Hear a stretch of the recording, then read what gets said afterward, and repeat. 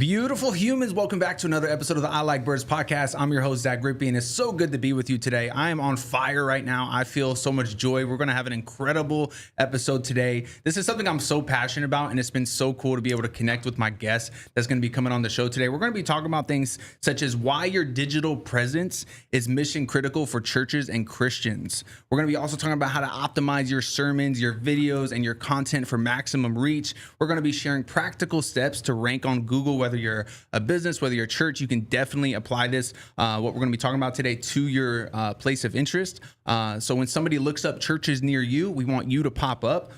We also are going to be talking about what every leader can do right now to take ground online. And I'm not just talking about, going on by, scrolling on by. No, I'm talking on a full-on digital land grab. All right, so my guest that we're going to be having on today is going to be helping me unpack all this, and it's no other than Chandler Boyce, who is an incredible man of God, who is a SEO expert. He's a church marketing coach, and he has fresh insights on why Christians need to create content, why pastors must upload and optimize their sermons, and why churches should be ranking on Google. How you feeling, brother?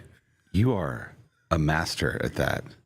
Someone take note. That was a beautiful live opening segment, by the way. I appreciate that. I'm impressed. I really mean that. That was impressive. Chandler, I appreciate you saying that, man. It is an opportunity and is a blessing to be able to come on here and let people know what they're going to hear on this episode, get them excited, get them engaged. Bro. If they're watching live, drop a comment, let us know where you're watching from. It's a beautiful opportunity. I love it. But before we get into these sticky topics that I'm excited to talk about today, I want to let everybody know you might see my head looks a little bit different. That's because I got on this fresh I Like Birds logo cap. This is, we did a rebrand. We got the new bird. It's been on behind us. It's been on our media stuff, and I'd love for you to have it on your head as well. And instead of just, going to the shop, adding to cart, doing the taxes, doing all that, man, I just want to make it so easy for you. It's literally 2 clicks away. You go to ilikebirdsministry.com, you press give. If you give a donation of $25 or more, we will send it to your house, personally packaged by me. Might get a little note with it, might get it signed if you want, might be able to get a little extra bonus that we throw in there.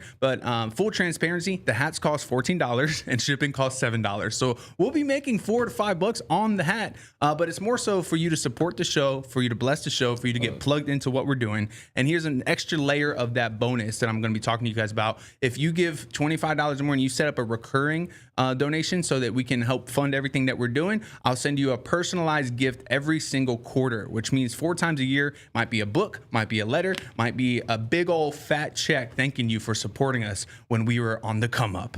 So go to ilikebirdsministry.com, press on the give tab, and donate $25 to receive your hat. You'll put in your address. Boom, I'm sending it your way.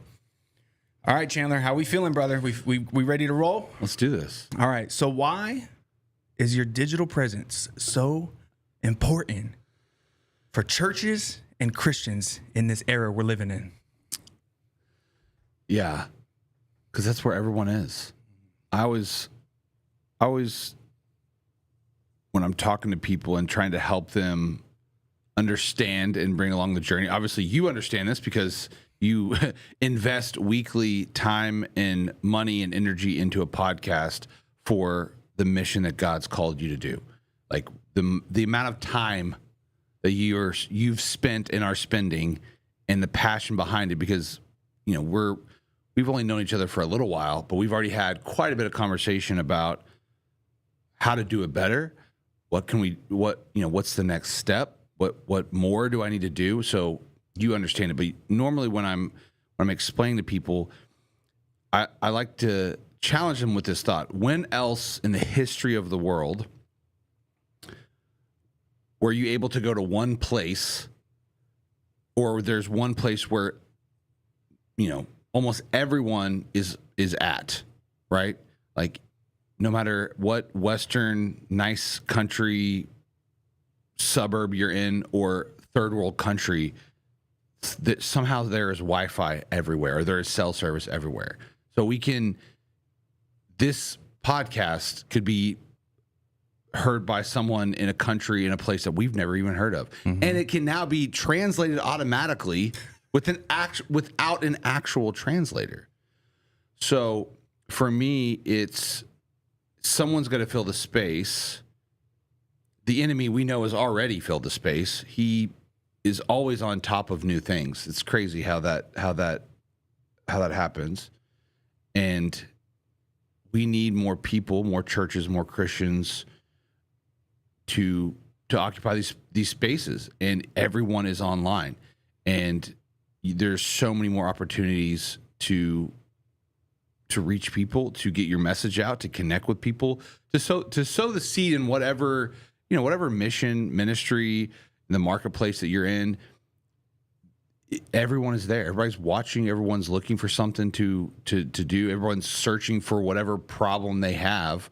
And so for me, we've got to make sure that we're filling these spaces, whether it's a church, whether it's Christian comedians, whether it's, a local business, whatever it is, your audience is there and they're looking. And so just trying to get people to realize, like, this is no longer an option. Like, you know what I mean? Like, this isn't like, think about it. No. This is something this is part of the model that that has to be in your playbook. I couldn't agree more. I think you have to take action on that, and it's such a unique opportunity. Like you were saying at the top set of that, is that, man, throughout history, if you wanted to be on camera and you wanted to reach people and impact people, you had to go through gatekeepers. You had to go through CNN TV and networks. Spend a lot of money. Yeah, like for commercials and all of that. Now cameras. You had the opportunity to, now you pull out your phone and you can create something that impacts people, because it's not about the technology you have. It's about the impact that you make as the creator. You're the content creator. You're the person that is getting the message out. And all it takes is your voice. And sometimes it doesn't even take a voice. Mr. Beast's biggest ad, he's a huge YouTuber, makes the most money that probably in the history of the internet. He has an ad where he's running down the street with one of his books, or one of his chocolate bars, and then the chocolate bar just keeps getting bigger and bigger and bigger, and it's reached like billions of people as just an ad. He didn't say a word. So it's not even your words. It's literally like you and what you bring to the table and how you can make that different and what your mission is. So I love that you say that. So good. Well, then Alex Hormozi did the same thing. Oh. And then he broke a world record. And he knew he was going to break the world record. He brought the Guinness Book of World Records people to the live stream, to the webinar. And most people are like, they'll do an hour webinar. This dude did a 3-day webinar and sold that many books. So he's putting in the work. He's understanding the power and the impact that he's already had over the last 5 years. He gives away so much free information. If you don't know who Alex Hormozi is, please look him up. He's a business leader that if you have any kind of business or want to scale something in your life and grow something in your life and just even take life lessons from him, I definitely think he is somebody that you need to have in your ecosystem of what you're consuming. I mean, the man put on a masterclass of, like, it's hard to even understand the amount of time and energy that it took. But he broke records, and he had, I didn't even see the final numbers, but it was just absolutely wild. He made $150 $150 million and sold almost 3 million books. So we're giving away hats, and he's giving away 200 books. He's like, you guys should donate 200 books to entrepreneurs and pay $6,000. But he loaded everything up over the last 5 years by giving so much value. And then even if you do the $6,000 transaction in 200 books, you get all this stuff back, all these playbooks about hooks and call to actions and content creation and how to close. Like he gave basically everything away if you just did this one thing he was asking you to do. That's crazy. So powerful stuff, man. So how can the church specifically, because we have, like, when we think of church, we can't just think of pastors, because pastors are busy. They're ministering to their flock. They're showing up at hospitals, funerals, hopefully. They're caring and loving for people. Yep. So a lot of that is in real time, in real action, is in person.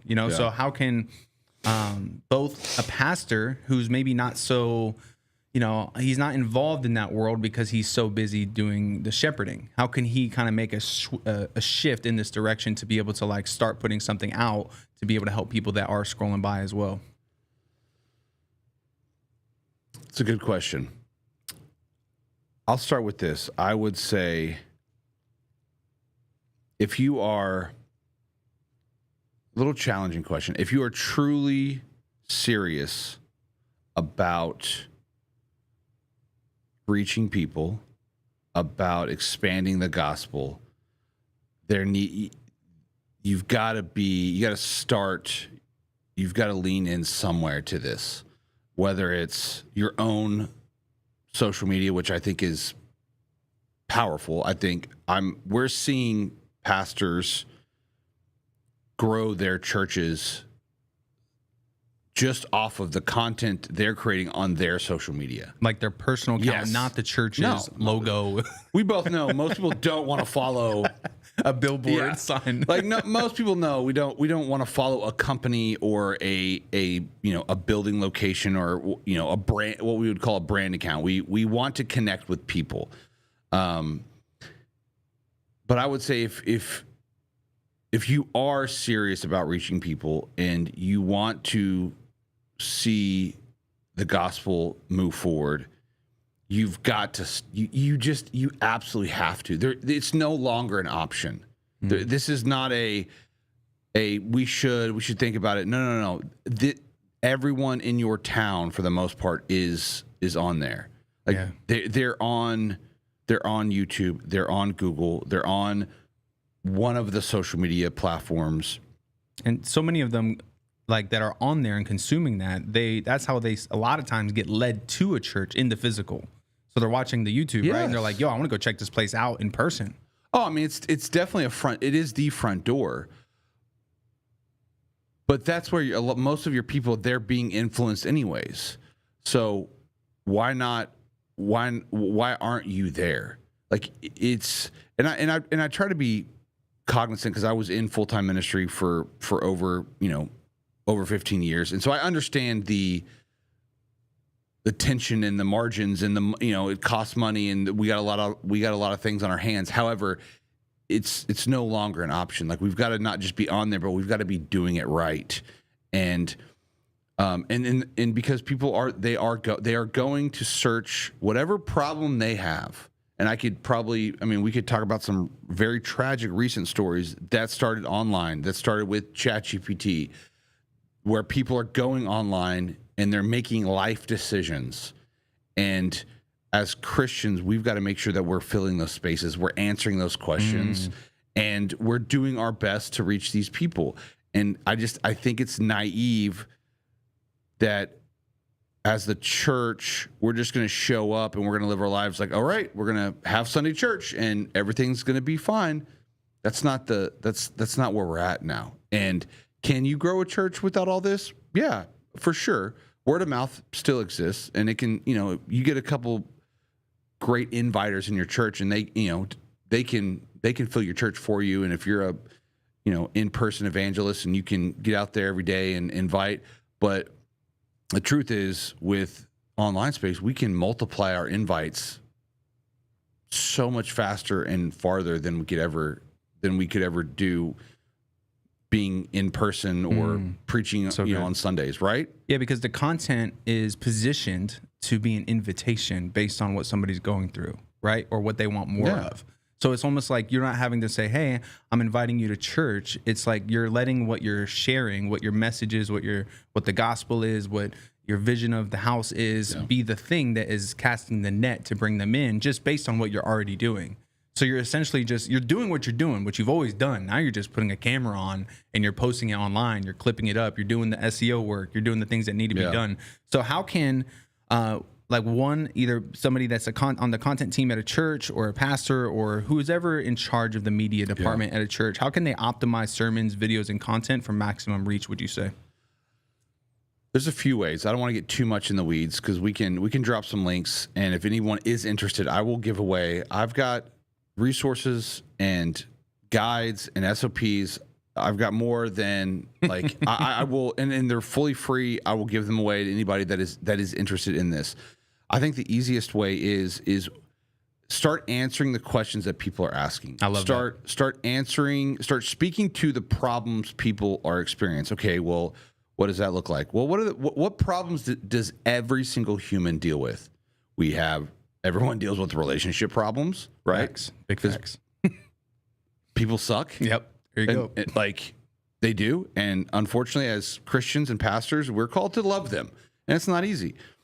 So you have relationships, you have parenting, you have money. You want to attract some people? Talk about money. About money. It's not, I mean, how what's the word? you can get pretty clickbaity and still get your message across. Yes, exactly. I mean, mental health is a big one. Find the things that even you as a pastor or person in your church, I just talked to a church yesterday there in Missouri. And one of the questions I like to ask when I'm doing a call is like, what do you feel like uniquely your church is called to do? Because as a church, I don't believe we're called to reach every single person in every single ministry. There are those churches that can do that. But he told me, we're known for our recovery ministry. And I'm like, dude, that's fantastic. Like, I don't, I meet very few people who don't at some point in their life don't struggle with some kind of addiction or whatever. And I'm like, that's something that you guys need to lean into with your content, with your ads, with whatever, because if you know the problems and you just put content out there to help people will eventually start showing up. I love this because this also applies to somebody like myself. Well, I'm not at a church. I'm not a pastor of a church, but I am somebody who is a Christian that tries to get the gospel out there. I try to be effective in my business, even as far as helping people through the fact of the gospel, through the fact of serving people, through helping people with the value I can bring to them, whether it be podcast coaching, writing a speech, counsel, anything that I can do to help somebody. I'm like there for it, right? But my content is an opportunity to attract people that would want that would be able to have the door open for that. So I think this conversation is bigger than just like pastors and churches. I believe this is for the whole body of Christ right now. So for sure, how can you kind of apply that into your own life?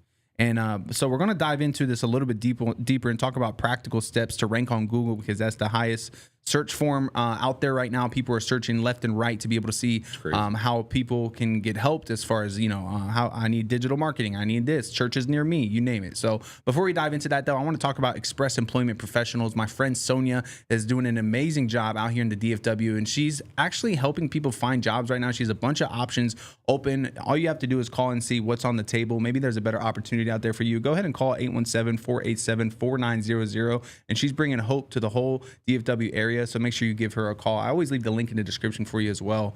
And man, I got to share this awesome business with you guys. It's called Discount Appliance Warehouse. My friend Jamie Eldridge, man, he's a great man of God. I love him. I'm actually going to his house tomorrow morning to whiteboard some of my stuff. We're going to go over a slide deck. He is a guy that has been so helpful to me in my life and in my business, and his friendship is just incredible. And he treats all his customers with absolute integrity. He's a man of integrity. So go ahead and check out Discount Appliance Warehouse. If you need some a new stove, a new fridge, a new washer dryer, he's got it, and he'll make sure it is affordable for you, and you're going to love doing business with him. He'll even help you load it up in the truck. So go ahead and give him a call. I got the phone number in the description, as well as the link in the description for you as well. And if you guys are watching right now on the replay, go ahead and comment replay. Let me know where you're watching from. Replay really helps us understand where people are tuning in most, and always good to engage with you guys.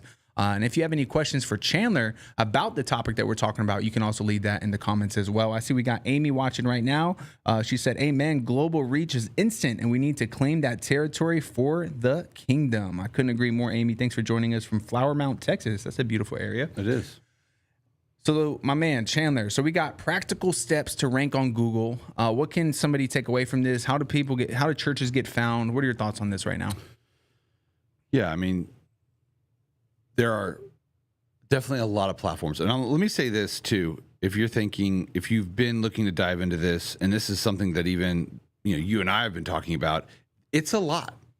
There is a lot. And as someone who, I'm coming up on 3 years of my business, and I realized that pick a lane, pick one or two things, conquer those, start with those, and then once you get the systems built out and you got things going, okay, then go to the next platform or the next set of ads or whatever it may be. It is a lot, because it used to be just, you got a website and your Facebook, 10 years ago, a little bit more. And now it's website, Instagram, Facebook, Snapchat, Yelp, Google's profile, TikTok, Reddit, YouTube, podcasts. I mean, it's wild. Like, it's overwhelming. So start somewhere. Like, pick something. I would say for churches, for most local based, like you have a building and you are wanting people to attract people to your location, right? your Google Business Profile is by far the easiest and most underutilized little platform that people take advantage of. Actually, one of my good friends, Pastor Nick Newman, he's out in a rural town in North Carolina, right? He's sharp. He's a very sharp guy. And we're doing some stuff for him. And so we were looking over we're just reviewing his analytics. How's it going? What does it look like? And I noticed that his Google profile over the last few months had skyrocketed. Like everything was up by like 100%. I'm like, and we're doing some stuff for him, but a lot of the times we don't do some of the little stuff. So I'm like, hey, what's going on? And he was like, dude, we've just been playing the game. We've been uploading photos once a week. We've been trying to get some reviews, and we've just been, doing basically what I tell everyone to do. If you'll just do these few things every single week, that'll take you 5 minutes. It doesn't cost you any money. You will get more website traffic. Like that's where I say start. And it's not a gimmick. It's not a ploy. It is that simple. And if you will just, Monday or Friday or pick a time for your team to go through, hey, today we're going to upload some photos. We're going to send some text out for some reviews. We're going to post an update. If you don't have like an automatic scheduler on your social media, it's that easy. And it will multiply the amount of people that can find you and then send traffic to your website. That's so good. So what you're speaking to me right now, it sounds like you sow where you go, so you're sowing where you want to go, right? So you're pouring into what you want to see happen. You want to see the increase. You want to see people get touched and impacted. So you're putting in the work, and it's not something that has to be huge or radical or super time consuming. It's just making small adjustments, being intentional. Instead of scrolling for 15 minutes, why not create and upload for 15 minutes? Having a simple mindset shift on output instead of input. I mean, as cheesy as this sounds to all the Christians out there, the sowing principle works in every area of your life. If you want more sales, you have to sow more connections. If you want, everything is sowing. If you want to reach more people, you need to sow more content. You need to sow more content across more platforms. That may be running ads, so you can put it on automate. You can automate those things. Like it really, we live in a sowing world, and so if whatever you sow will grow. So good. I love that. Well, I have to tell myself that. I know. As someone in this world, it's a daily reminder. And as I scroll, I'm like, you know what? I could keep scrolling, or I could stop and I could send a DM. I could do a little post real fast. It may not be the best, but who cares? Like, I want to help someone. I want to let someone out there to make sure that if they need someone, if they need help or whatever, I'm here. So good. Yeah, one of the things you shared with me a while back was like, man, sometimes I'll just run ads, not with the intent to sell, but the intent to tell them I exist. It's awareness. Yeah, awareness. You're building awareness even through an ad, and some people don't. I didn't see it that way. I was like, man, I'm making no money on my ads. Yeah. I'm wasting money. That's what most people do. Yeah, so unpack that and help us get a new mindset about that. So depending on where you're at in your, where your church or your business is at, you got to ask yourself, do people know you exist? So obviously for me, my business is only 3 years in. So a lot of people don't know that I'm still in a very big awareness stage. So the first step of any great marketing funnel is you just have to let people know that you exist, and then here are the problems that you solve. So a lot of times, even if I'm not running ads that, for, hey, jump on a call and we'll do this for you, I'm running ads to help them solve a problem, because I want them to know, hey, here's like, if you're this person and you have this problem, here's how I can solve it. Here's a free resource. Here's a free video. Here's, a little tutorial. I just want them to know, hey, I'm here. I can help you when you're ready. But for now, I just want to give you something. I want to be generous. I want to add value. And I would say specifically for churches, that's one area that most churches miss, because they start with, hey, come to our church. That's a terrible marketing strategy, because you don't ever ask first in marketing. You always say, hey, I want to give you something for free. Hey, let me help you do this. Hey, here's a free guide. Here's a free whatever that will help you. And then if you want help beyond that, great. I'm here to help. Like that's where we start. You have to start with adding value, education, entertainment, a free resource, whatever it may be. You have to start awareness. You got to start with awareness, and you got to earn people's trust and let them know that you actually exist. So a lot of times with ad campaigns, we start with not just selling something, but with, hey, this is who we serve. This is the problem we solve, and we want to give you something, because what you sow will grow. And if you're someone generous like Alex Ramosi, who's just always, he's posting 800 times a day or whatever, all gems and nuggets. God, dude, yeah. It's overwhelming. I'm like, I wish I could do that. Or like Gary Vaynerchuk, but they built their businesses based on adding value every day. And being generous. So they're not looking for leads. Their leads are coming to them because of all the value they've given over the years. Even with their content, I think that's something that I've realized is just create fun, good, helpful content. Like you don't have to have this perfect, like if you want to let people see who you are, or it's a hobby you have, you can mix that stuff in, because if you're entertaining or you're adding value, you're connecting, you're earning people's trust, people they'll connect with you, and eventually it's like, oh, who's the guy? Like who can help me with my podcast? Oh, well, Zach's got an awesome podcast, and I think he actually is helping people with podcasts. Let's hit up Zach about his podcast. Like it's being generous, but it's also being consistent.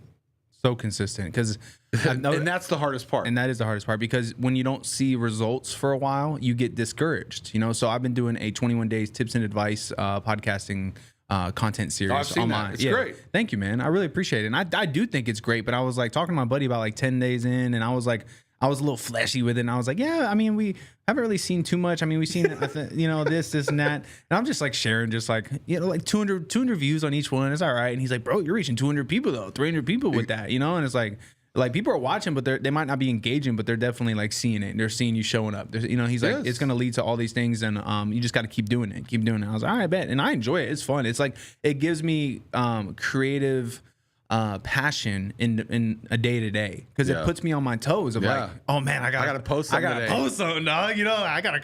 What's in my bag right now, and it's cool because I feel like God's been like dropping little things just like on me throughout the day. Like this morning, I woke up to an email on my ilikebirdshow@gmail.com from somebody asking me if I still do speeches and help with speeches. Yeah. So therefore, I got like a lead through my podcast, through that, and it was like, okay, like, how does this happen? This happens with consistency. So I'll make a video today about that happening, and then encourage people to be consistent. And I'm seeing it slowly but surely, even on my personal Instagram, it was like 15K views in the last 30 days, and it was like green and it was up and everything. And I'm like, oh, that's because I've been posted 20 times in the last 30 days. Yes. And my audience doesn't even, like, majority of them probably don't care at all about podcasting, but you got to find your audience that does, and you got to attract that right audience. And so that's where hashtags comes in. That's where SEO comes in. That's where just consistent comes in. And next thing you know, people are asking me like, "Oh, what's your school group about?" So it's leading to all these conversations in my DMs, which has been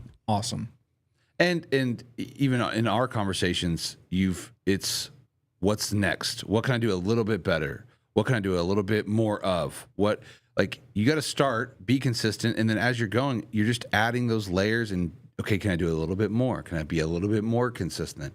I mean, I think even for me, you got to know yourself. I am ADHD, and I'm legitimately diagnosed, not TikTok diagnosed, for all you TikTok doctors out there that. Anyways, all right, it's another conversation. Thank you. Oh my God, that was so good. You're gonna get me off. Good job, Josh. Oh, that was amazing. But like, I'm legit, like, just all over the map. Like, I'm so legit that I can't even remember where I was going with that conversation. But consistency is tough. And so one of the reasons why I'm starting a podcast is because I know it's going to make me be consistent in my recordings and connections with people, and then also I will consistently have content that I can post, because sometimes I get tired and I don't want to it's like, oh, what am I going to post today? Even with ChatGPT, I don't even want, I'm just like, I don't know. I'm done. So, but having a podcast and having a log of thousands of hours and just going, and getting on Opus clips and just going, doop, doop, doop, doop, schedule, done. All right, great. Yep. And it's amazing. It's amazing, and it's that's why I so much so encourage podcasting. Like I am like all in people's face right now saying like you should start a podcast because there's less than 600,000 active podcasts and there's 8 billion people in the world. That's it is crazy. A blue ocean strategy still because people stop to watch you talk. And if you're talking about your passion, your business, your ministry, people are going to engage with that. There's really only that many. Yes. Well, so there is more than that, but active. So more than that has uploaded in the last 90 days. So only 500,000 podcasts have uploaded in the last 90 days. I knew the percentage was high of like podcasts that never make it past 10 episodes, 10 or 20 episodes, right? So it's like if you make it past 20, you're in the top 10% of all global podcasts. But I didn't realize it was that. Like that makes me want to do a podcast even more. Yeah, because people think because you see a lot of it, because it's easy to clip up, like you just said it. Because you see a lot of it and you follow a lot of it because it is engaging. It's two people talking about a topic that you're interested in. 3 or 4. Yeah, 2 girls under a blanket and they're in the living room. I've never watched that podcast. This is a Christian show, Chandler. I don't know. I just anytime I see it, I'm like, this is you're in your living room with a blanket. Yeah, and people come up with all sorts of unique angles at the podcasting world, but I truly believe it is the greatest way to communicate with an audience in the long form. People put you on in the car. They put you on at the gym. I've had somebody tell me they listen in the shower. I was like, you didn't need to tell me that. They listen That's around weird. their kids. They listen, when they're on a walk, they listen on the way to church and they listen on road trips. And that is like a beautiful thing because you're a part of their world, and it's not every episode that people are going to listen to, but the ones that really bring them in, the ones that is the right audience for you, it's one of the beautiful things because then you can serve them where they're at. You can meet them where they're at. You can answer their questions. And I think one of the questions that we talked about earlier was like, how can a pastor or a content team at a church optimize their videos? And one thing I'm a big believer in is not just putting, this is a made up church, Journey Church Sunday sermon. It's a real church for sure. Yeah, for sure. It's a real church. 8,000 Journey churches. Right? So there we go. Which one? But Journey, you know what I mean? Journey Church. Yes. So it's like you have to put something in the title that's going to be engaging, that's going to be about what your sermon's about, that's going to hook somebody in to answer that question or solve that problem or unpack that scripture. Don't just put Bible study, but here's how God got me out of rock bottom from Romans 8:28. Give like a little bit of a punch with your titles. And I always share this with my students and clients that come on board. Yeah. And you understand this, how important titles are.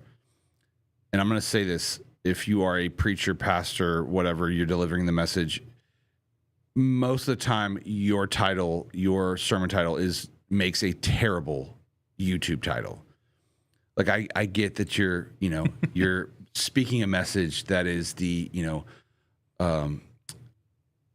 praying powerful prayers predicated on the premise that we serve a omnipotent and whatever it may be. Okay, I've been in the church way too long. You've seen a lot of corny sermon titles. For sure. I've come up with a lot of corny titles. I am not ashamed to say. However, when it comes to your creating YouTube, and I'll say this to the people that are actually doing the work, because you're like, well, that's my pastor's title. You just need to ask him, does he want to reach more people? Does he want more people to see his message? Then we need to come up with a different title for YouTube, because you have to remember YouTube is a search platform. It's the second largest search platform in the world, and it's also connected to the first largest search platform in the world, which is Google. So if you want to reach more people, then you need to think about coming up with titles around the questions people are asking.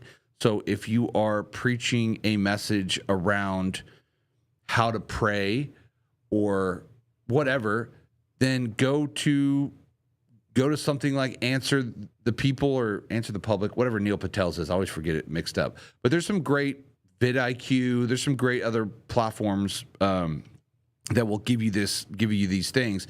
But what questions are people asking around these topics? Like when I pray, does God actually hear me? What happens when I pray and nothing happens? So you're saying reverse engineer it essentially. So take kind of what somebody's already asking and then package a sermon around that.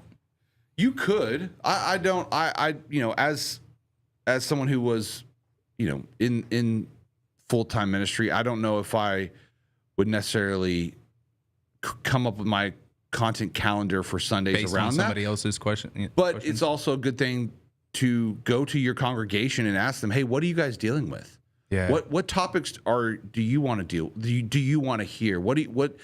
And I would say a lot of churches, they don't take the time to even get feedback from their own people on what's the state of your flock? What are they dealing with? What are their kids dealing with?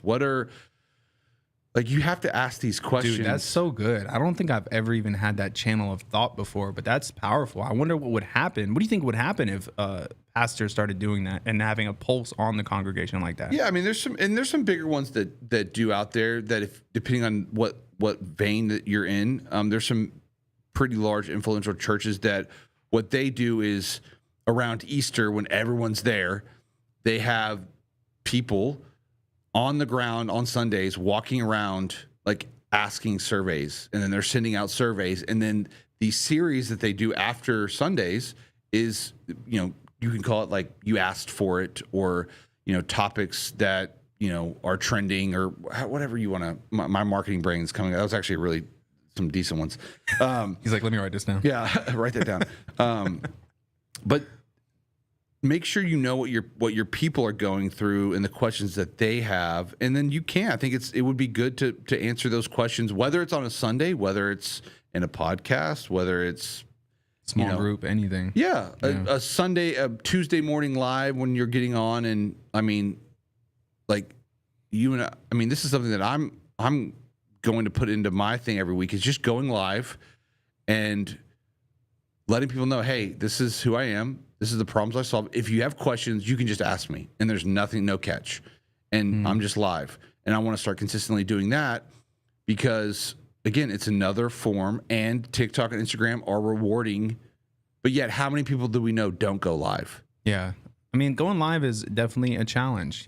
People have a big insecurity around that because if something were to go wrong, they're live. But it's the most effective way to reach people and build a relationship with them, because even the Hermosi guys, and I watched Diary of a CEO, and they were talking about how the most famous people at this huge conference they went to wasn't them, it was streamers, because people spent the most time with them just casually hanging out while they played video games or while they did something else. So it's like there is a uniqueness about live streaming that needs to be talked about a little bit more, especially in the Christian world, because people want to see the real you. They want to see unmasked Christianity. They don't want to see always polished and professional and produced. And that's one thing I've been kind of like understanding in this season, is that we have a very produced podcast, and very much so like very professional. But it's like we could be reaching a different audience if we got a little bit more organic and got a little bit more like, let's just live stream with a. Well, I think that's a good point too to make with people is value.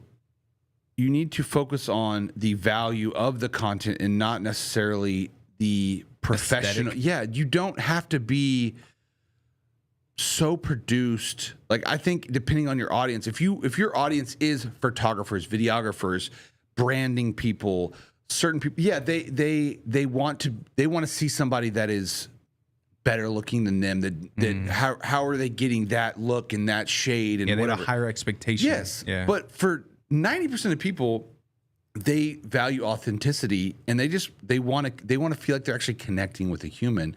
And so don't feel like you have to have this insane setup and lighting and $12,000 of gear. I mean, it's nice. Like, nice. I'll be honest. Like, this setup right here is to die for. Is like, I'm down for it. However, don't let that be an excuse to stopping you from spreading your message, from getting out what how you want to help people, your content, your advice, your entertainment, whatever it may be.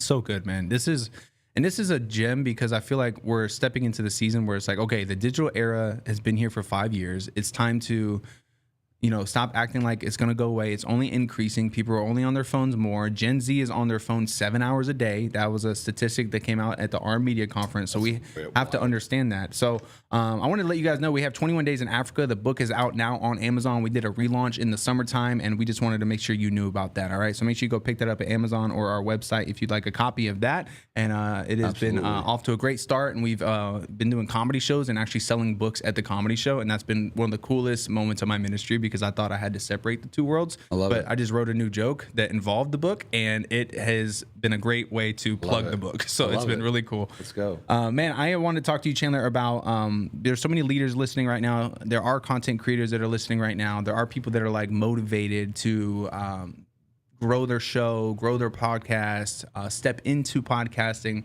What can somebody do right now to land grab the online territory right now?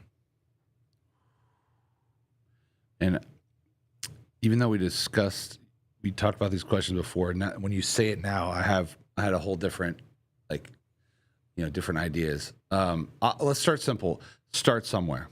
Just start. Start somewhere. Remove the excuses and start somewhere. Start with a platform.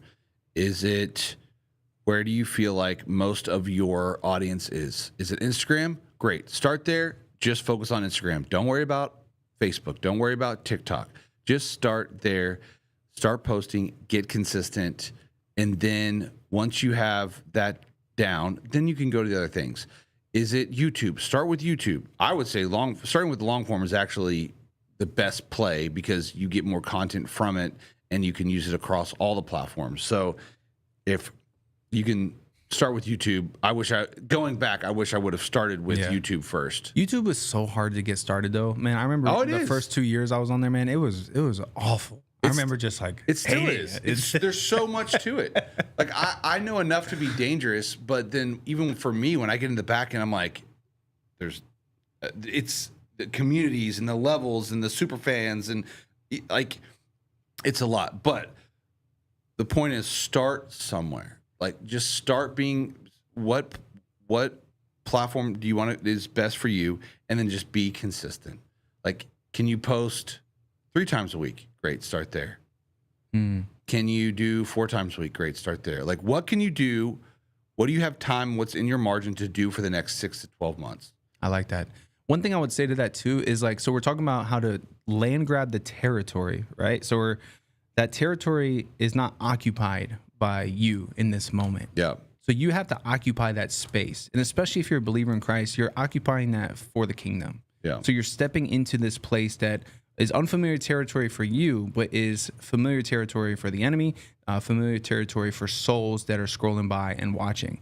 So you have to understand that there is power in what you're doing. You're outputting. And a lot of what I like to recommend is people to really soak in the word of God, really just bring it in, let that be a part of their life, because then they're going to be overflowing with that. Yeah. And they're going to be able, their cup is going to be able to pour that out onto people through content and through creativity. Yeah. And God is going to give you that. He's going to open up the doors for you to be able to share these things with other people. And I think and then from there, it's like, there's going to be one thing that happens where he breathes on it. You know, there's going to be one piece of content where, boom, something happens where you're like, yo, that one reached 5,000 people. What's good? You know, and then 10,000, then million, and then 6 million, and then 15. You know, like it's not guaranteed, but if you sow, you will be able to see the results of the growth. And that's something I'm personal testimony of that. I encourage my students and clients to understand that. And it's something I truly believe in, that it's like God is going to breathe on it, you know, and especially if you're consistent, especially if you're showing up, and the algorithms are going to respect it, you know? Yeah. And most of the algorithms, they reward consistency and quantity. Come on. Which I know it's not like it's tough, but when you understand Gary Vee and Alex Hormozi are posting 45 pieces of content a day. Yeah. I mean, that's what we're up against. But just start somewhere but they have the audience to be able to like take that too. Like my audience don't want to see my face 45 times a day. That could be that could be the mindset that's holding you back. You told me I got to start dropping 45 clips a week. I would say how much content do you have? And if you spread that over a month or 2 months, what can you actually do? because you got to remember, not everyone's seeing everything. I know. That's a tricky part. And that's even where I come into, like, I reposted a short the other night on YouTube, and I was like, oh, it's been like 3 months, but I really like this short. I feel like more people need to see it. Probably did well, didn't it? It did well, yeah. It did solid. And I was like, oh, okay, well. After 3 months, start over, pick the best content from each week, and then just start mixing it in, because then you start posting your best stuff too from each week or each month, and it's a snowball. It really is. Like, but you got to start somewhere. Yeah, you really do. And that's where, even in business, so for me and you, we've had a lot of good discussions about podcast coaching. You shared with me from the jump. I was in a very, like, I'm still in the season of just very much so like a sponge, and like trying to, like, I was in kind of discovery mode, like trying to just soak in. Yeah, I'm always like that. But for this specifically, I was like, when I launched this thing, I want it to be right. I want it to be like, yo, we got some things ready. I got some insights on how to do it. So I met with you a few different times about the podcast coaching business that I started. And you gave me such great advice about so many different things, where you helped me, like, kind of create an offer. Like, I was thinking, like, oh, which packages should I do? And you were like, yo, you should try to do like a show you how to do it with you, and do it for you. And I'm like, I'm gonna just call it that, I'm gonna keep it simple. I'm gonna call a spade a spade. And so that's been awesome. You helped me kind of just understand that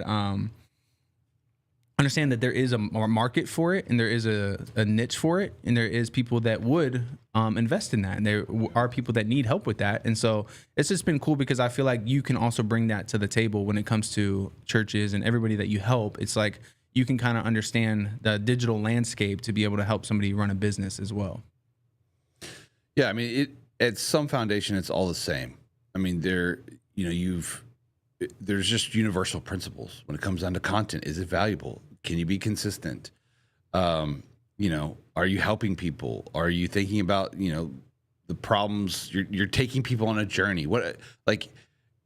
That's the hardest part. And even for me, when I started this, I remember sitting there, and I know the play that I have to run, and I'm having all these things in my mind of, what do people think? And I don't want people to get annoyed at me, and what are they going to think? I'm trying to be somebody cool or whatever.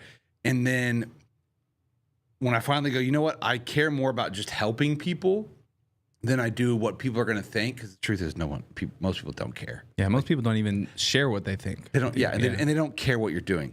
But I started focusing on how can I help people? All I really want to do is help people. And then I remember the first few times when someone reached out, and they were like, "Hey, thank you so much for what you do. Thanks for all your helping, for your content." And I was just like, "Oh, okay, great." And the reality is, this person had never liked any of my content. They'd never engaged. I didn't even know they followed me. But there are people out there that you will help, will turn into clients that will end up paying money, or whatever it is, whatever your offer thing that you're doing. You will help or change someone's life, and you may never know it, because they don't follow you. They don't drop a comment below. They don't DM you whatever your call to action is, but they're watching. And that's the thing now that's changed. It's no longer about how many followers you have. It's the interest-based media now. Every piece of content is its own thing. Wow. And each piece could reach it's almost like YouTube. Every video is its own, titles and SEO and guests or whatever. And, you hear YouTube guys, "Hey, 80% of you aren't following me." And it's like, okay, dude, shut up. Just keep posting videos. I get it though. But you never know who's following, who's watching, and they're not going to like. They're not going to repost. They're not going to save it, no matter how much you tell them. But they're watching, and that's the goal. And it's great. And the first time it happens, you're going to be like, "Oh yeah, this is worth it. I want to keep doing this." It's because you see the fruit. And it takes time, like anything. You just have to be consistent. And speaking of people that don't follow you, this was me. I knew you before I knew you, because I saw your ads, and I saw your stuff, and I saw what you posted about churches, and I didn't know you, but I recommended you just based on seeing your content to the church that I worked at the time. And it was like crazy, because the guy that worked there kind of knew who you were as well, and said he was your buddy and stuff, which I'm not 100% sure if that's true. But let's look at the comments. Let's look at the comments. We're all friends. So we got Charles Jones saying, I'm watching from Cleveland. Appreciate you, brother. Different functions in the body, still one body. Each one of us has something to supply. So good. Charles is a brother in Christ who actually goes Open Door Church. He found me through the odx.tv platform, and he's a good man of God. I really enjoy him. Glad he's watching with us today. And we have Lisa James. She was actually at the ARM Media Conference. We actually talked. She asked me some good questions about her podcast, really? And she actually just said in the comments, "This is great advice." And she's starting a podcast, and so on air, she's like asking me like how to start and the tips and advice. I'm like, all right, this is cool because this is like I'm stepping into the season of podcast coaching, and to be able to like create content that helps people and be able to share what I've learned over 5 years. Because speed, as you know, in business sells, right? Speed is one of the greatest ways that you can help somebody because I don't want somebody to have to figure out all the headaches that I had to go through to get to where we're at now. If I can just kind of help somebody like trim off those years of pain points and friction, then man, how much better of an opportunity is that to help somebody and to even have a ministry opportunity to really say like, yo, Zach helped me go from here to here based on the fact that he just eliminated so much of the stuff I would have had to figure out the hard way. And I think your business kind of does the same thing when it comes to like laying the groundwork of how a church can better find their flock and how their flock can better find them.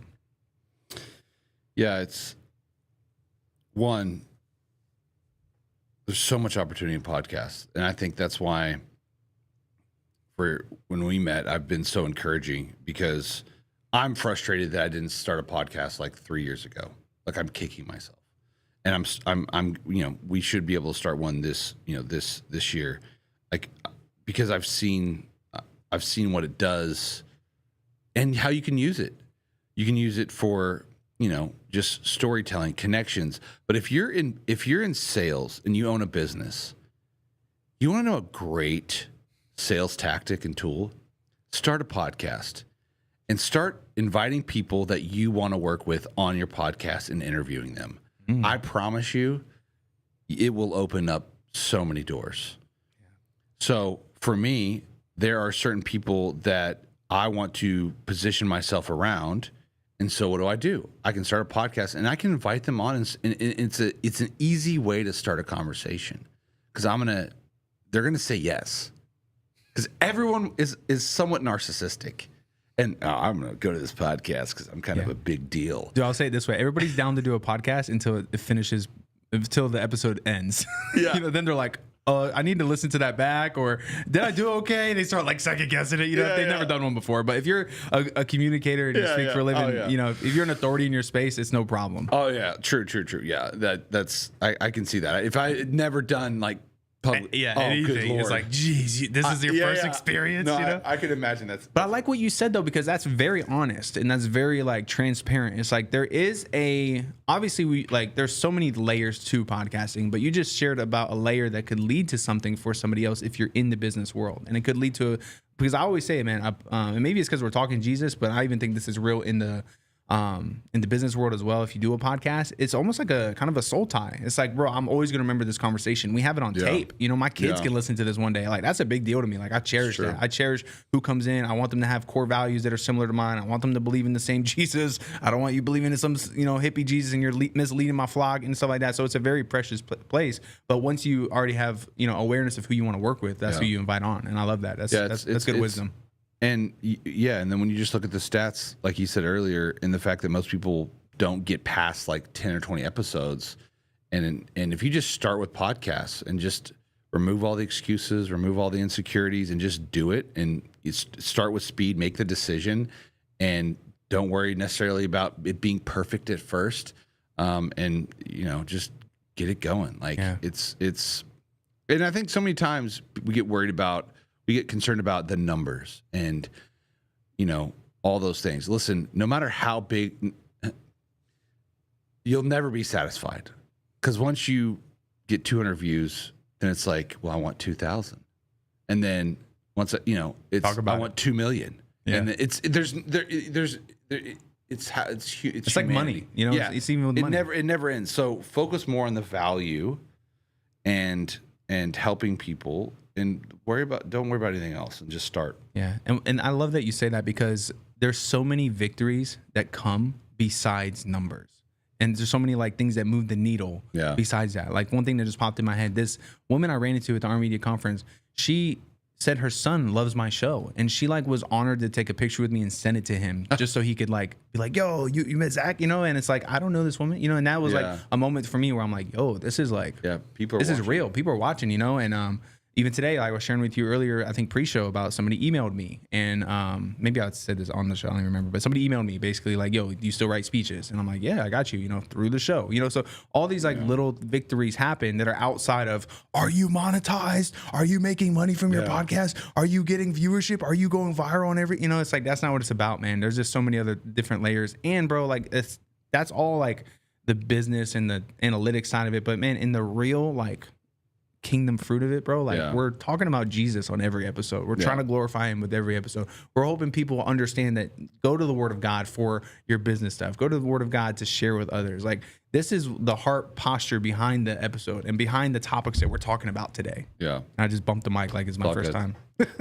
Noob, as my daughter would say. What a noob. I just bumped the mic. Noob. So funny. Lisa James said, leaving a legacy through digital media. Totally agree. I think it's even bigger than that because it's a faith legacy, you know, and it's like, that's so big to me because my kids can listen to that. You know, the generations that come after me can be like, yo, grandpa had a podcast called I Like Birds. You know, like, how cool is that? I love that. I don't know. I get geeked up thinking about the future like that, you know, because I'm one of the first Christian podcasts ever. If you zoom out and you look at the things that are in the landscape, you know what I mean? Yeah. Crazy. I don't know what number, but we're in probably the first 1,000, you know, that's huge. I mean, if you think of like the grand scheme of how long podcasting is going to be Mark here. Driscoll. Oh, don't put me in the same category as Mark Driscoll. You know I don't like Buddy, right? He's all right. I like some of his clips. He knows how to go viral. Yeah, he said something that just like so irritated me the other day. It was like probably like a month ago. He was saying that like if you're a young man and you're good at teaching, find a pulpit, not a podcast. And I took that personally. Yeah, no. I don't agree with that at all. I don't agree with that. Because it's like you should be in both platforms, and church is like one day a week, and it's like podcasting is find a podcast. Yeah, go find both. You could have just said go find an old person home. Yeah, go find anywhere that the Lord leads you. Yes. If He's leading you to a podcast, do it. He just says whatever. He's a clip farmer, dude. Clip farmer, is that what it is? Okay. Yeah. And then he got me good because I shared the post and I was like engaging with it. You gotta have some clip, you gotta have those clip farming I know. He probably did do that on purpose. And I don't normally engage with stuff like that, but people that saw it when I shared my perspective on it really appreciated me sharing that because it allowed them to see that post as well. And they had thoughts about it. And I'm not normally like there was like the drama between Forrest Frank and Corey Asbury the last few days. Fake. So fake? You think, what you mean? Unpack it. If you believe that stuff, that's like, one, if it's real, Forrest Frank, grow up. You're going to be that sensitive. Like, I get you hurt your back. Corey Asbury, if you watch this stuff, he's hilarious. He's a troll. He's hilarious. Like, he's like a streamer too. Yeah, he's hilarious. Troll. Yeah. Like, when I saw it, I was like, if I had the audience like Corey Asbury did in something like Forrest Frank, I'm absolutely jumping on that because Forrest Frank is the guy right now. Yeah. I did think it was very distasteful though. Like I didn't see the joke. He's like, he got a vasectomy. It's hilarious. You think so? I don't know. I'm a joker. I'm a joker guy. I'm a jokey guy. I just didn't think it was funny. I thought it was just kind of poor taste. I don't know. Yeah, but also Forrest Frank writing a song. God's got my back, dude. Yeah. You're gonna get roasted. Yeah. You're taking advantage of. Oh, I got hurt. And I'm going to write a song about it. In bed. Yeah. Okay. So if you're going to do that. I see why that can be. Then I'm Corey Asbury. I'm going, absolutely taking advantage of this. Yeah. Like. But it's just weird for like if you, and I know Forrest Frank's bigger and all this stuff, but if you had something in your life, right? And we're believers, right? And let's say I didn't know you very well and I'm jumping on making a video about something that you went through, you know, like that. And then I'm like being jokey with it. Like I don't know you, bro. Like and they don't know each other. Yeah. But if it's someone that's just as big of a deal as me, I mean, Corey Asbury's. He's a big deal. Yeah. He's been around a lot longer than Forrest Frank is. Yeah. Like generationally, whatever. If someone like that's giving me a hard time, I'm like, dude, thanks for taking the time to create content to make fun of me. I'm honored. Yeah, true. Because it's not like I'm doing it. If I got on and hey guys, I'm making fun of Forrest Frank, dude, roast me. Absolutely just skewer This me. is interesting. I haven't talked to anybody about this other than my wife. It's like when two comedians make fun of each other, and is it serious? Is it not? It may be, but it's still funny. Like, because if it was some no name worship guy that no one's ever heard of, it's like Forrest Frank's not even going to respond to that because it's like who are you? Right. I'm not giving you like the clout or the attention. But and even if it is real, it's still winning because they're causing drama and people want to see drama. So whatever it is, whether it's real, not, who's in the right and wrong, it's still beautiful because they're both getting insane amount of attention. Yeah, and they did they had a reconcile moment, a unity moment of like trying to get together as brothers, and so it worked out. It all worked out. It all worked out, but it was just weird for like 24 hours. But that's the state. But whether it's real or not, they got a lot of attention. Yeah, and it made Corey's name relevant again because he is. So I get what you're saying. And people are like, oh, dude, Forrest Frank, get out of here. Like, Corey Asbury is an actual like Christian artist. I'm not saying that. I'm just saying like there's sides to this, and now they have there's this a bunch of sides to it. Moment, and it's clip farming, dude. I don't care. You have to like whether it was meant to be that or not. I don't know, and I don't have to figure it out, but it's still genius either way. Like people like those are the opportunities you're like, I'm gonna ride this. Yeah, but also, is it genius though when Corey is sharing that like his entire 5,000 comments that came in were all like completely like people hating on him and completely like, absolutely. How dare you? Like, absolutely, yeah. So give me the smoke. Really? For 5,000 comments? I don't know if I want this smoke, dude. For a bunch of Christian Karens. They're like, I love Christian Forrest Frank. Yeah. I need, like, dude, I don't care. Give me the smoke. Like, Corey, he does stuff anyways that is somewhat controversial anyways. Yeah. He knew what he was doing. Yeah. You can't tell me. And then what's his name? Big beard guy. Worship guy, he got hurt too. like how many Christian artists are gonna get hurt this week? I'm gonna maybe that is the click for him, and I also got hurt. Like just being like, oh, I'm hurt, I'm in bed, I'm sick. That's what that's what a lot of people do is you clip. I went to the hospital like a week and a half ago. I should have posted some content while I was in there. My wife filmed me doing like one thing, but I should have been like, oh, I'm out here. You should have been like, hey, Forrest Frank, I just want to say thank you for your creative inspiration. I'm going to make a podcast now from this hospital bed. My Back is Healed, or learn how to ride skateboards. That's terrible. All right, guys, we're getting a little silly right now. Oh, yeah, she said Crowder. That was the artist Crowder. name. Yeah, Crowder did too. Thank you, Lisa. Yeah, it's like stick to the stage and not skateboards. Yeah, no, I mean, it's... Yeah, Crowder got hurt too. It's crazy, but that's what I'm saying. Like they're just clip farming, whether they mean to or not. Like I'm gonna start doing that because it's a great like reacting and stitching and because it's a great. It works. Even like people take like clips that have done well from our show and then they'll like react to it and just like point at the screen and I'm like, okay, yeah, y'all are getting the show out there, sure, but it's weird. It's a big industry. I wouldn't do it. You should. You should have like 10 other sub accounts that are called like I like birds _ clips. And then I have one of those. I got one sub account so you far. need about 10 of them. And you just stir stuff up. Throw it all out there, dude. Okay. I got a friend that has an agency. That's what they do. Yeah, I talked to an agency. They wanted 10 G's for that service a month. And I was like, are you kidding me? It's a lot of work. That's a lot. I mean, I get it, but I was like... It's not hard, though. I mean, if you have the right posting platform, you can... just do that yourself and just drag the same clip in the same one? Or switch it up a little bit? You need to switch it up a little bit. There's some work to it. But anyways, yeah, it's that. I'm glad we talked about that because I was like... When I saw... But it's clip farming because then Corey Asbury apologizes and he's like, and this also, I just feel like and he got his guitar. Yeah. He just pulled his guitar out. He wrote a song about it. These are. I promise you, they've got a backdoor tweet or like message chat. They're like, yo, how do you want to play this? Okay, you got hurt. I'm gonna do this. I got a vasectomy. I'm gonna act whatever. You're gonna write a song, and then I'm gonna write a song. But we're gonna be really serious about the apology. Dang, I hope that's not the case.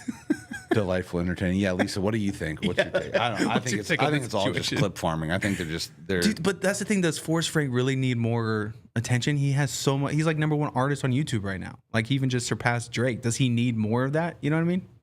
If you're not, you got to keep. Keep going. I mean, what you can't. You stop and you'll fall off. I mean, I'm just saying you got to You got to ride the wave. So he's just right now. That's what he's doing. He's just right. Because he did even say in that video, he was like, God told me to document everything over the last 30 days. Did you see that part where he was like, No. he shared that like he was journaling. God said to document everything that's happened in 30 days. And he's like, so this is me documenting what's happening last, So it's like, maybe it is part of the content plan. Like in the middle of this, we're going to have something big with another artist. I don't know, maybe, but I would hope not. Cause that's just like, that's not integrity in my opinion, but whatever. I don't really care. I think it's all, I mean, good. Whether it's I don't know. I'm not worried about the motive. I just think it's funny, and I love analyzing. Yeah, it creates conversation. And this came right after Taylor Swift and Travis Kelce. So this was like the Christian version of the drama of the proposal the other day. Yeah, like it's just I love it. I think it's hilarious, and I'm just gonna start. Try to start like Christians? Beef like with people and see if I can get them to comment. All right, so who's your first person you're gonna start beef with? I don't even know. You gotta have a hit list. I don't dude. even care. Like I'm not really. I don't know. I'm not big enough. No one really cares about me. I wouldn't. I care about you. No, I mean, yeah. You and I can start. Beef. You want to start beefing? Yeah. Who's got the better beard?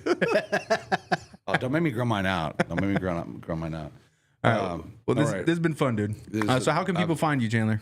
And get your services, get your free ebooks, guidebooks. Yeah, hit me up resources. on Instagram at Chandler D Boyce. You can also go to my my website. Will be in one of the descriptions, links in the bios, whatever cards. I don't know.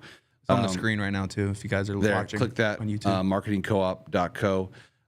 My niche is churches and ministries, faith-based nonprofits. However, if you have questions and you are in a business, I work with HVAC companies and pest control companies, and I've done it all. And so even if I can help you answer any questions, find you maybe you're just trying to do some research, and I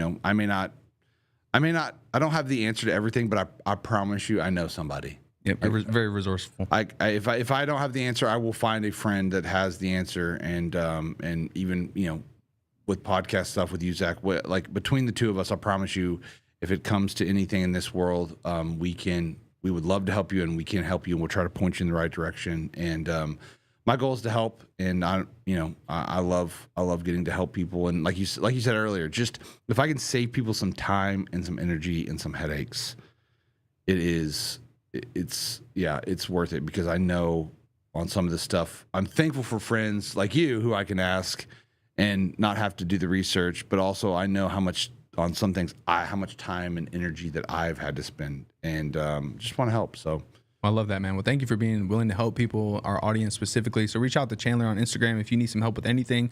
Clearly, you guys know that this was educational and entertaining in that last segment. So make sure you share this podcast. And why should you share it? Because your church needs to hear this. Your pastor definitely needs to hear this. Your content creator friends need to hear this. And this can get more cheeks in the seats at your church all over America. So do us a favor and share this with your tribe.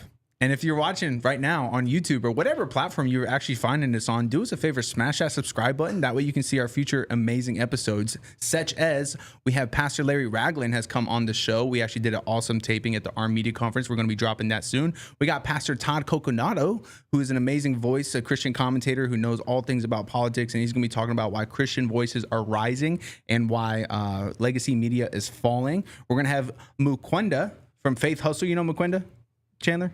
Your buddy Brad knows him.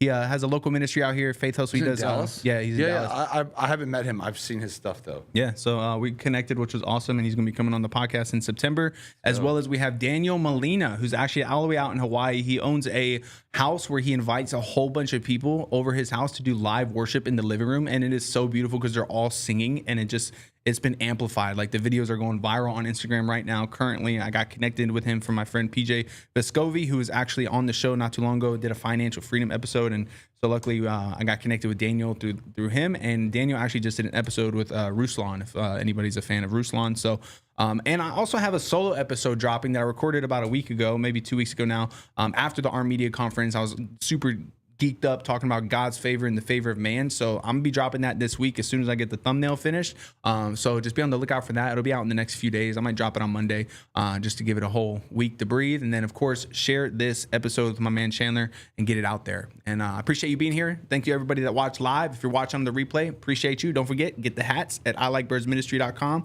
Just do a little simple donation, and then boom, it comes straight to your cribbo. I like the Bible, and I like words. So therefore, I like birds. Let's go. See you guys. Thank you. Here's the truth. Businesses and brands, they don't fully understand how powerful podcast sponsorships truly are. And here's what I mean. Every business should have a marketing goal that involves reaching people who don't know their business exists.